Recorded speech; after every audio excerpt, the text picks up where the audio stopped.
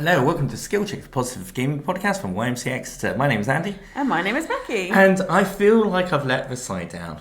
Really? Why? Because we should have party banners. Oh, really? Oh, okay. We should have balloons out. Becky, it's been two. No. I mean, I probably could. I'm not going to. Because we've been doing this for 2 years. 2 years. We've been doing this for 2 years. As a partnership, we've been going on for 2 years. Yeah, Skill Check was around a bit before that. Yes, but yeah, we've been at this for 2 years, Becky. Yeah. I think we've got it down. What? I think we've got it down. Possibly. Sometimes. Some days we do it better than others. And today's going to be one of those days. Yeah. What's coming up? So we are talking IKEA. Yes. Of all the things we're talking about. We might or might not be going to IKEA. We might or might not be going to IKEA. We're talking we have Andy's Game of the Week coming up, which I'm sure you're going to tell us about. But first we have gaming news. And now that we've tidied up the desk a little bit, gaming news. What have you got for us this week? Our first piece of gaming news is gaming's annual preview marathon took place over the weekend with dozens of new titles on show. Against the backdrop of an industry wrestling with layoffs, the questions over its future, expectations of seeing many new blockbuster titles were low this year. Microsoft capped out off the event with a successful showcase, and fans of Call of Duty got an extended look at upcoming 1990s set Black Ops 6. Other games that Microsoft showcased included Doom: The Dark Ages, Warcraft, Diablo, Elder Scrolls Online, 10th Anniversary, and Fallout 76 Skyline Valley. I can really say that properly. As well as 2 dedicated streams after the main event. There were also sessions dedicated to women's-led gaming, titles from Latin American developers, and wholesome, direct, an hour celebrating uplifting, compassionate, and cozy games. I quite like that. They were going for a bit of an indie feel this year, I think. I mean, there was all the previews, all of the festivals took place over the weekend. Yeah. I managed to catch the Xbox preview. Okay. And what are you most excited for? You're excited for Indiana Jones? I mean, from a gameplay perspective, there's some questions. Yeah. But just from hopefully a nostalgic thing. From a nostalgic thing. Hopefully it looks like it could capture, or at least the cutscenes. Yeah. Could capture the fun of a crazy Indiana Jones set piece. Yeah. They showed one which basically took the best part of 5 minutes altogether. They didn't really show that much actual gameplay footage, but what they did show was quite fun looking. So hopefully the game kind of matches up. Yeah, nice. Also, Perfect Dark looks amazing as well. Doom again looks amazing. So many games. They were saying that this year is going to be the. I mean, although those are Call of Duty as well, big titles, that's and awesome. Decided that Call of Duty is going straight to Xbox Game Pass, which we talked about last week. And the preview of World of Warcraft. So many games for you. I don't know if it's coming to Game Pass on PC. I don't quite want to say that. Yeah. I kind of hope it is. They were saying, so one of the things they said that obviously there weren't loads of big, I mean obviously those were the ones you talked about, big blockbuster ones, but there weren't an overwhelming amount of big blockbuster ones this year. Not over the weekend, but the Xbox one was quite blockbuster. But then they said also there's been a lot of indie game releases this year, which I think ties in a little bit to a few weeks ago we talked about how having layoffs has been quite good for the indie game business because it means that the people are kind of setting up their own gaming organizations, companies. That's what I was trying to write, companies. And it means that that's they're now trying to that's coming into play as well. So it's really cool. And so this is terrible content now because there's a game that looks like Fallout but set in the UK. I cannot remember the name of the game to save my life, but it looks very kind of countryside village-esque, Nice. and then boom, and all sorts of crazy stuff happens. Looking out for that one as well. Yeah. So it looks like it's going to be a good year for gaming. Yes. Yeah. Great. Our second piece of gaming news is Valve, the owners of the Steam PC gaming platform, has been accused of overcharging millions of UK gamers as part of a new £656 million lawsuit. A collective action claim has been filed with the Competition Appeal Tribunal, which accuses the gaming firm of abusing its dominant position in the gaming market. Steam is an online video game distribution platform and marketplace which is hugely popular with PC gamers.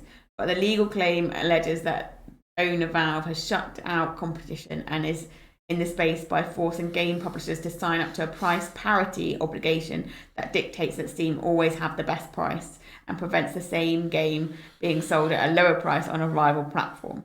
Digital campaigner Vicky Shotbolt, who filed the claim, claimed that Valve was rigging the marketplace. I mean, yeah, she might not be wrong. Yeah.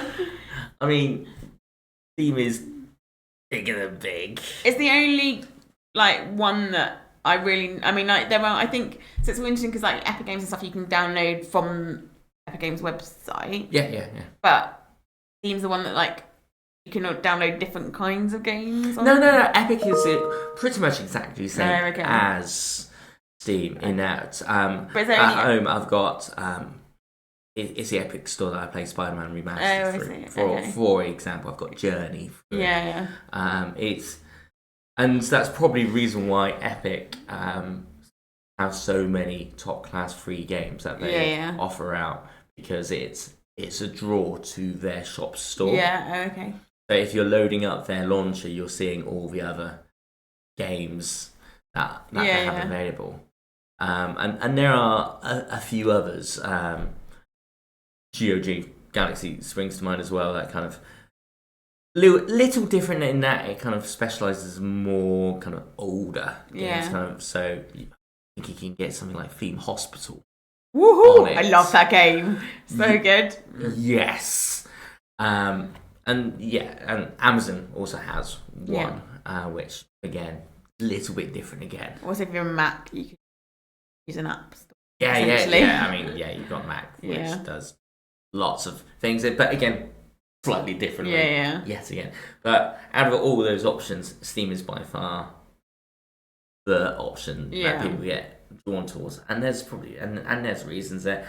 And big companies, I don't want to sound all anti-capitalist or all of a sudden, but I'm not surprised that there is kind of practices involved there, which are there to kind of draw people in, and we should probably just be aware of those practices whenever we become too opinionated over being particularly Spanish over one organisation over the other. And the reason they bring these kinds of lawsuits is to make things better for consumers. Yes. So we shouldn't, it's really easy to go, it's mega negative because you're suing people that I like, but actually what they're trying to do is make it better for consumers. Yeah, totally. I mean, one take on this could very easily be, Epic have their moral questioners as well. But any action that makes it better for consumers at the end of the day. Great. Our last piece of gaming news is a school in Australia has been adopting esports into the curriculum. I love this piece of news, and it's quite an old piece of news, and I had to put it in because I thought it was great. We'd never talked about it before.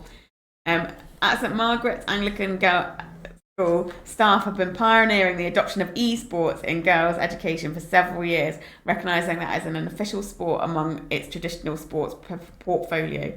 Partnering with communications technology company Yabba, they aim to grow esports as an extracurricular activity, boosting the Girls in Gaming initiative and providing students with access to mentors and opportunities to develop skills for a future pathway in the technology industry.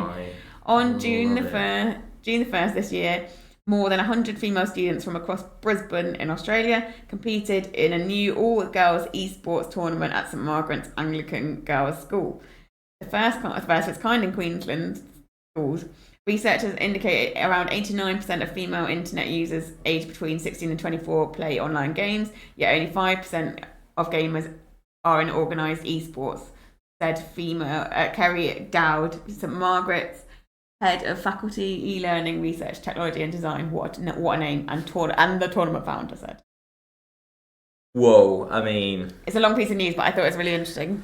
So my daughter's got a transition type session at her new high school today, and I would have loved it if during those look arounds, what feels like months and months and months and years ago, it was only last September, where I would have loved it if they turned around and said, yeah, we've got esports as part of the curriculum to help build confidence, to help encourage people into this as a field. It would have blown me away, and I wonder if there's still time. Yeah. Do you think that she would get into it? I think she would if it was marketed to her in the right way. Okay. Yeah, I think definitely. Yeah, and I mean, like, we always try and talk about how getting a balance between like men and women in the industry. So it's nice to know that there are like, and then like that some of it is filtering down into education in terms of like trying to get a balance in education. It's a lot of the stuff with STEM as well, like STEM, like trying to get women into like anything that's like vaguely STEM related. And that's a big science technology field. Yeah, science, technology, engineering, mathematics. I'm glad you finished it. Yeah, and so. Yeah, I think it's really exciting. I had to put it in because I was like, also because I really like Australia, but I think it's really good news. That's the end of gaming news.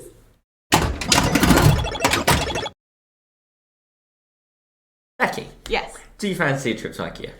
I love IKEA. Me too. I love IKEA. It's something about some of the chocolate that they have there. It's like the big bars of chocolate have like little bits of Dime Bar in. Oh, I love Dime Bars. Absolutely, totally dangerous. They don't sell them anymore. The big bags of Dime Bars. They don't sell the really big bags aren't there anymore? No. You can get Dime Cake still. Dime Cake's good. Meatballs. Apparently, there's a whole kind of nut thing there. I have heard. I also really enjoy walking around the sections of their, like, you know, the showroom at the top. What I really enjoy is going into their little houses. So they have like a full house in a little tiny space. And I'm always like, this could be my house. Yeah, I mean, I enjoy that. My 11-year-old does exactly that. Yeah. As well. It's the dream, isn't it? It's like living. It's like it's actual like living dolls' houses. And I've got to really kind of check my expectations when I go in there with my family. Yeah. Because once upon a time I used to be based like 2 minutes away from IKEA. Yeah. So anything that we needed for work, I'd be able just to go in, and it got to the point where I would be able to like mission through IKEA. Yeah. And I'd know where things were, or at least know enough to be able to walk directly to that area and take the shortcuts and things like that. Can't do that anymore. Do you remember when going to IKEA used to be like a day trip? You'd be like, plan it out. We're like, going to IKEA today. You drive all the way there. Yeah. And now it's like, in Exeter, it's like just down the road. Bristol. You just go for like a 30-minute. Yeah. Little cruise around IKEA. But from, even though we've just kind of basically said it's there and it's really simple to get to, and it used to be like literally we live in Exeter. Away. It's now literally on the edge of Exeter. We're still somehow, for some reason, quite excited about the concept of going. I know, I still get excited about going to IKEA. Welcome to the IKEA podcast. IKEA, if you listen to this and you want to sponsor us, give us some furniture. That'd be great. I mean, they have given us furniture before. They've got a load of gaming kit there. Well, it's not kind of gaming. It's like gaming furniture type stuff. Nice. And I do have a habit of walking in there going, they have some really cool. And then my daughter's kind of chairs. I wouldn't want any desk chair. And I look at their desk chairs all the time. They look really cool. I feel like that's quite a gaming thing. IKEA, we love you. Yeah. Why are we talking about IKEA? We should probably actually get to that segue. Just on about how much we love IKEA. What if we didn't need to actually go to IKEA? What are you talking about, Andy? Was that sarcastic enough? I was incredibly sarcastic. Great. Sorry. What if we could just load up Roblox? What do you mean? And go to IKEA within Roblox. What if there was an IKEA store in Roblox you could go to? You mean in the virtual world? I mean, again, sorry. I mean, this is a cool thing. I mean, it is. I mean, it's really cool. So we talked about this. If you've not got the headline yet, and I can't blame you because we're too excited about IKEA itself. Yep. IKEA are advertising for people to be co-workers. Yep. At their Roblox store. Yeah. So it's a virtual store that you could be a virtual employee at, and they'll pay you in real money. In the words of their job advert, fans will be able to live their home furnishing dreams and get paid for it, with a limited number of paid roles available. Yeah, so you can work in a virtual IKEA in Roblox for real English pounds. And at the date of recording, applications are still open. Open till Sunday, the 16th of June. Okay, so you got like 2 days. If you're listening to this on Friday, you've got 2 days. Yeah, so the co-worker game, which they describe as a virtual universe coming to Roblox on June the 24th. The immersive experience gives players the opportunity to experience IKEA's unique approach to careers, where non-linear career journeys are the norm and lateral moves across departments are commonplace. Yeah, so so Andy found this story last week, and we had a quick conversation about it last week. We talked about a bit about how some of it is to try and get employees into actual IKEA stores. So what they want is people to have an experience of working in IKEA online and go, actually, I'd quite like to go and work in an IKEA store in actual life. So it's an interesting way of getting people into a job role, I guess. But with that in mind, it can be fully remote. It is a remote role. They describe it as this fully remote virtual role. Yeah, so you could just keep working virtually. Yeah. But it's probably there to kind of get people talking about IKEA in a slightly different way. And let's face it, it's working. How do you feel about having a virtual job? I mean, you'd love it. It's kind of argued that is almost my job role. That's what he does already. Yes. I mean, so it was my wife that kind of pointed this out to me, and she was like, you know what? If you have the time, you'd probably need to apply for this. Yeah. Like, I'm not sure if I've got time for 2 full-time jobs. Yeah, you might be. Cool. We work hard. See, I would love the experience of kind of trying it out. Yeah. I mean, I can't claim to be an expert on playing Roblox. But the idea of it, I mean, tying it back into the 2-year thing. Yeah. Would have seen this coming 2 years ago. No, it's true, we wouldn't. And it's amazing how much in those 2 years we have moved on from like where we were. Like if we kind of look back over time, like this stuff would not have happened to you. So it's really interesting, like now that this is a possibility, and it's like, you know, it's the kind of, I was going to say it's the future, but it is. I mean, it's heading that way. Like, it's more people are working remotely, more people are working from home. There are more systems in place for you to be able to work from home, but also then remote monitoring, stuff like that. Now you can do. I mean, it's not the future. As I said, it's happening now. It's happening now. This is. And I'm sure that if you want to have a look around the virtual IKEA store, you'll be able to do that as well. Oh yeah, they'll have to have. I mean, for virtual employees, there'll have to be a virtual store which you can then visit as a person. Yeah, totally. I mean, that's been released on 24th, I think it is. So you can all go for a virtual trip around IKEA. I'm going to have to sign up for my own Roblox account, aren't I? Yeah, you can't use your Roblox for that. I mean, I probably could. Yeah, you could. She'd probably quite enjoy it. Take her on a virtual IKEA trip. Go to IKEA with her, Roblox. You can have a little father-daughter bonding moment in IKEA in Roblox. We might come back to that in a future date. It might come up in Andy's Game of the Week. It might happen, might work, might not. It might just be me going around a virtual Roblox. And she'd be like, what are you doing, Dad? This is ridiculous. Probably.